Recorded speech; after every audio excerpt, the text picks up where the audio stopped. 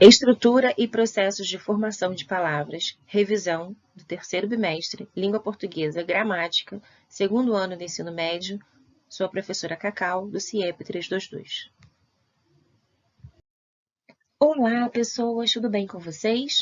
Bom, eu sou a professora Cacau e para a aula de hoje, em língua portuguesa, tá ok? Nós faremos uma revisão sobre a estrutura das palavras, tá? É o conteúdo da aula 1, página 7 da apostila do terceiro bimestre, tá ok? Bom, se a gente vai falar em estrutura, tá? O que vocês precisam entender com relação a isso? Todas as palavras são dotadas de partes significativas, tá? Que a gente chama de morfema. Então, o morfema é a unidade mínima, é o menor pedaço dotado de significado que uma palavra possui, tá ok? São 4 tipos de morfema. Então, o primeiro morfema que nós revisaremos no caso, é o radical, tá? Além do radical, nós temos a vogal temática, tá? Radical e vogal temática, nós veremos um pouco mais à frente, que formam uma outra parte que a gente chama de tema, tá ok? Bom, então nós temos o primeiro morfema, a primeira unidade mínima significativa, o radical, a vogal temática, tá? Que indica o tema daquela palavra, né? Os afixos, que podem ser sufixos ou prefixos, nós veremos também, e as desinências, tá? Que podem nos indicar podem nos trazer várias informações sobre essas palavras, tá ok? Bom, então vamos começar pelo radical. O radical é um elemento estrutural básico da palavra e é a partir do qual pode-se originar-se uma família de palavras. É a unidade mínima significativa, é onde nós encontramos o significado, o sentido daquela palavra, tá? Por isso que a partir dela a gente consegue formar famílias de outras palavras. Observem os exemplos. Pedra, esses exemplos estão lá na apostila de vocês também, tá bom? Pedra. Pedra é a palavra primitiva, tá? A partir desta, nós conseguimos criar outras, como, por exemplo, pedreira, né? De onde as pedras são tiradas. Apedrejar, né? Um verbo aí oriundo da palavra pedra, ok? Percebam que eu coloquei em vermelho, aqui, ó, em vermelhinho, todas as partes que se repetem nessas palavras. Percebam que essa estrutura, né, essa unidade mínima e essa estrutura, ela é idêntica, ela é igual, né, ela permanece. E é aqui que a gente tem, e é nessa parte da palavra que a gente tem o sentido dela, né? Então, pedreira não remete a pedra, apedrejar não remete a pedra, tá ok? Então, há essa menor parte aqui significativa, a gente nomeia de radical. Bom, vamos ver agora a vogal temática. O que seria a vogal temática? A vogal temática serve para ligar o radical às suas desinências, tá? Como eu já disse, onde a gente tem ali, junto com o radical, formando o tema da palavra. A vogal temática também é importante porque é através dela que a gente consegue identificar a conjugação de alguns verbos, por exemplo. Então, a vogal temática, ela pode ser verbal, quando indica a conjugação verbal, por exemplo, estudar, aprender e sentir. Então, observe que a gente tem aqui, ó, vogais A, E, I, que indicam a conjugação, né, desses verbos. Então, estudar, todos os verbos terminados em ar são pertencentes à primeira conjugação. A vogal temática aqui, no caso, são só as vogais, né, minha gente? Esse R aqui é desinência que marca o infinitivo, tá? Então, aqui a gente tem as vogais temáticas. Primeira conjugação, o E, segunda conjugação, e o I, terceira conjugação, perdão. Além das vogais temáticas verbais, nós temos também as nominais. São vogais átonas finais, o A, E e o O, tá? Que ocorrem em paroxítonas e proparoxítonas, se referem-se a um substantivo ou a um adjetivo. Então, as vogais temáticas nominais são essas vogais, né, como eu já disse, A, E, O, que a gente encontra no final dos substantivos e adjetivos, tá ok? Com relação a isso, a gente tem que ter muito cuidado, vocês que estão no ensino médio. Por quê? Essa letra A aqui, tá? Ela só será vogal temática quando não houver na língua, tá? Na língua portuguesa, nenhuma outra palavra que só possa ter uma oposição, ok? Aí sim nós teremos vogal temática. Esse A será a vogal temática. Quando houver uma outra palavra que se oponha, né, em gênero a essa palavra terminada em A, aí esse A não será vogal temática, tá ok, gente? Será a desinência que marca o gênero, tá? Exemplos: livro, atraente e pianista. Então, ó, livro, tá? Aqui a gente tem uma vogal temática, atraente, vogal temática, e pianista.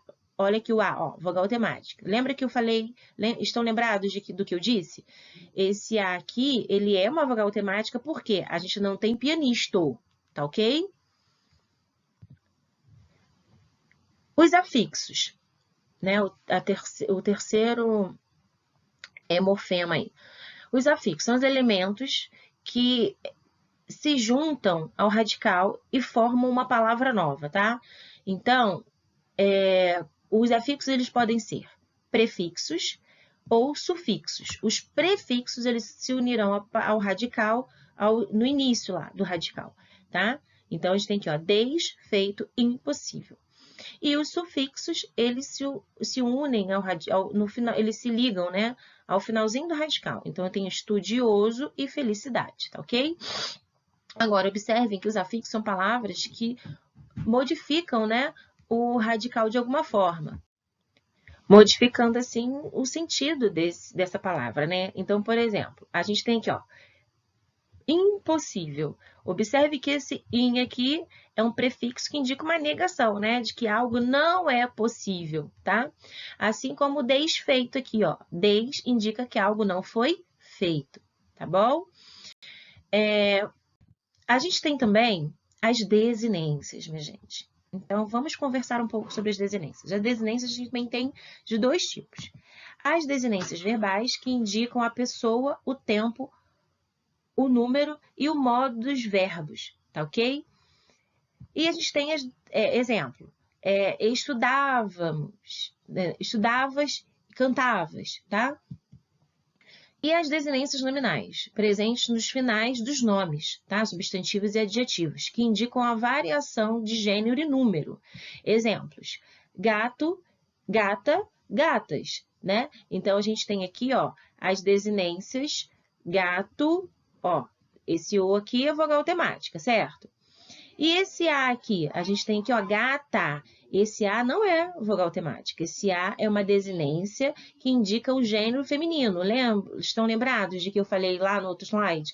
Que quando esse A, né, quando houver na língua uma palavra que se opõe em gênero, esse A não será vogal temática, e sim desinência que indica o gênero feminino.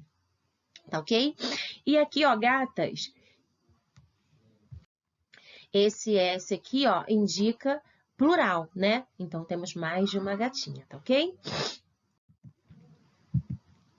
Observação. Primeira observação.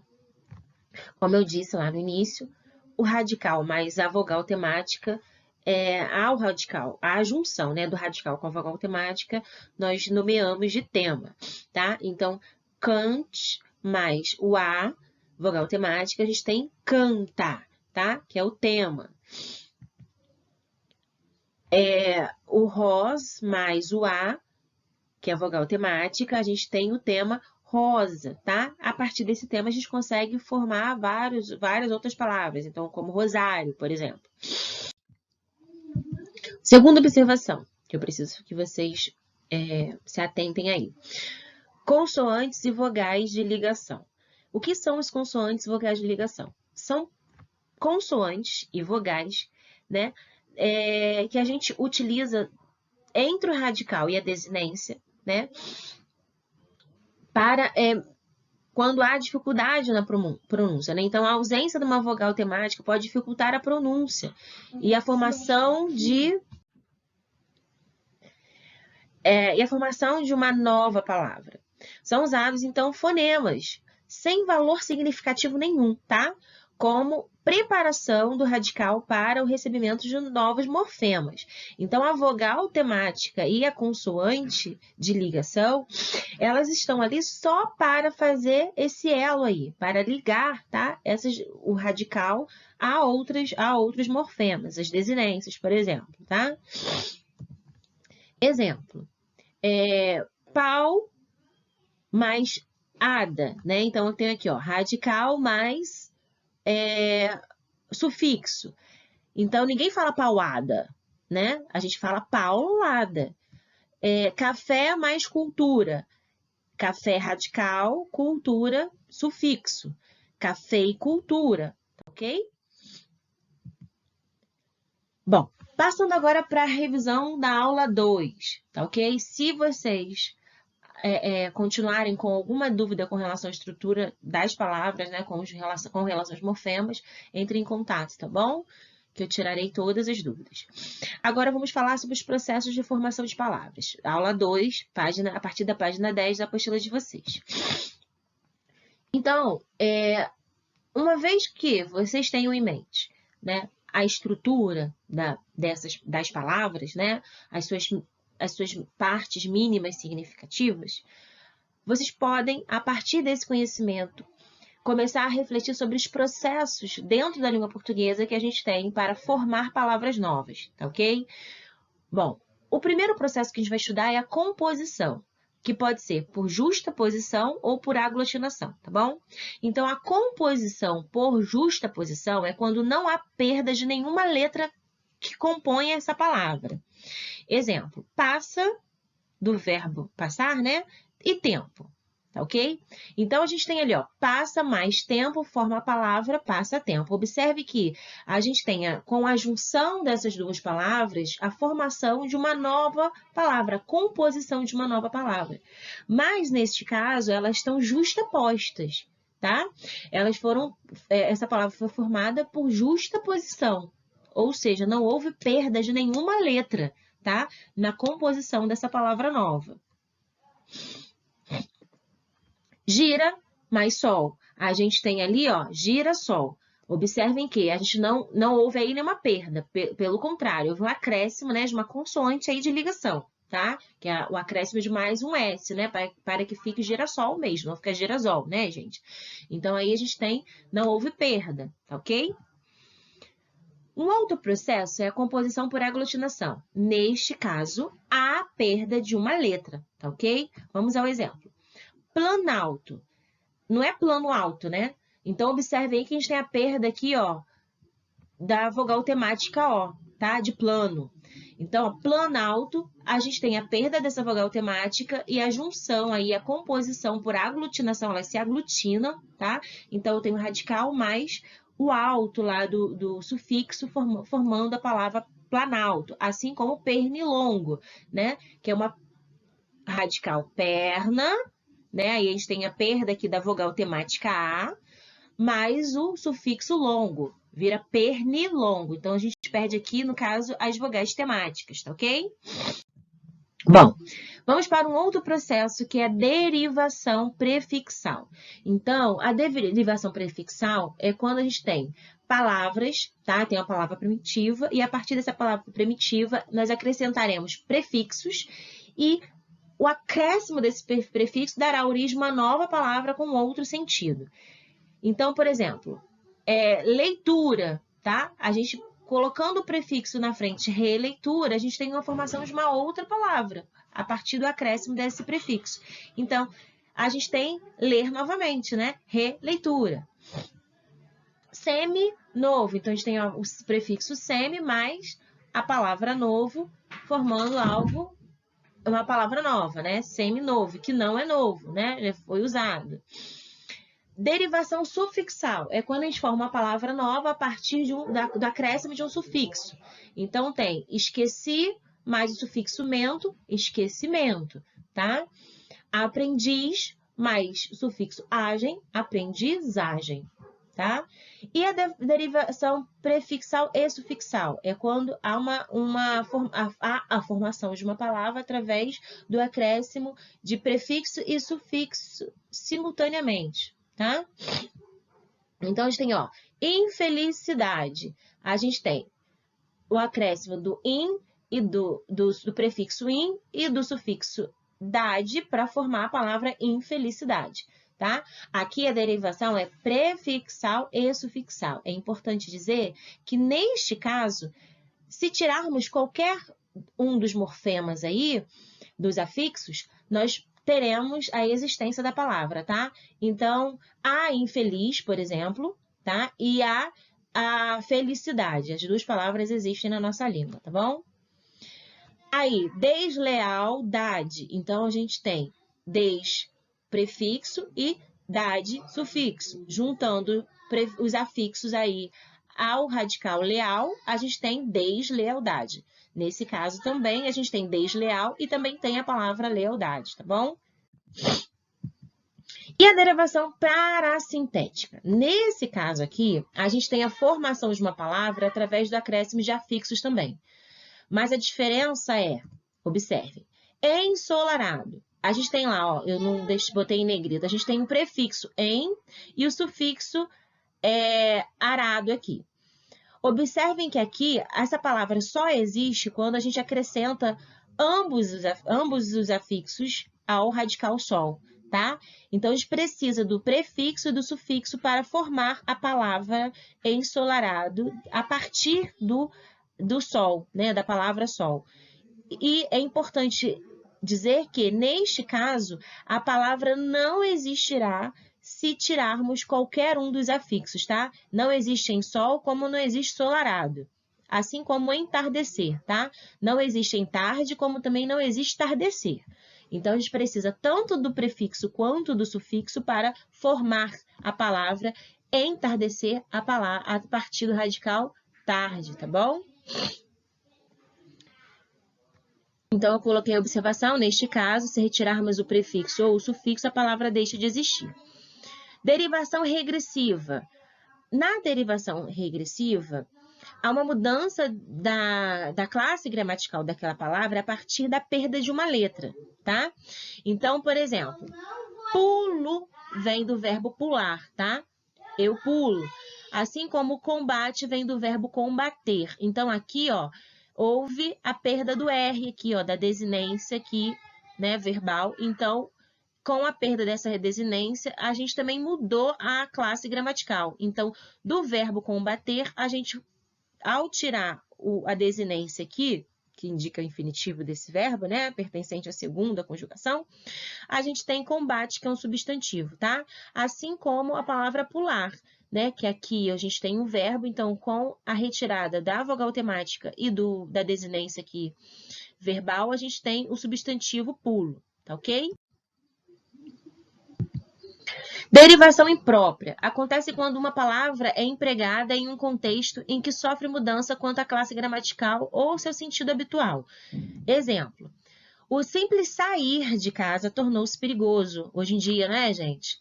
A gente tem aí o coronavírus, então o simples sair de casa já nos coloca em perigo, né? Quando, se pudermos nos manter em casa, é mais seguro para todos nós. Então, sair aqui, né? Houve uma mudança aí na classe gramatical. Sair é um verbo, mas nesse contexto ele se transformou em um substantivo, né? O simples sair aí, ele está sendo usado como substantivo.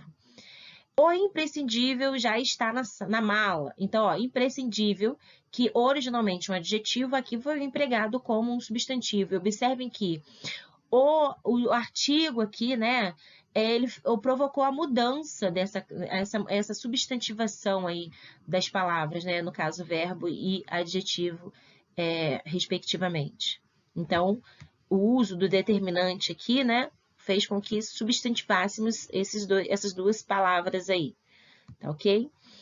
Revisando, então, na derivação imprópria, há uma mudança na classe gramatical sem perda de letras, tá ok? Por exemplo, estudo dignifica o homem. Eu estudo todos os dias, tá? Então, ó, aqui eu tenho estudo e estudo. Observem que a palavra ficou igualzinha, sendo que aqui é uma derivação imprópria, né? Porque aqui eu tenho substantivo e aqui eu tenho verbo, tá ok? Outros processos de formação. Redução ou abreviação.